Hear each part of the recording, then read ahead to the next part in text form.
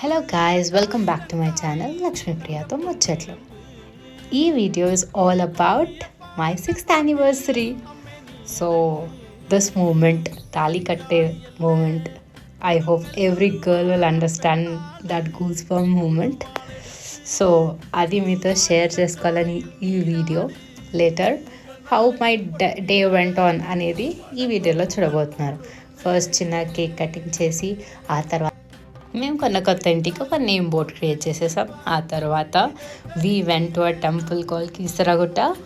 ఇది షామీర్పేట్ రోడ్ నుంచి కీసరాకి వెళ్ళే రోడ్లో మధ్యలో ఉంటుంది అనమాట.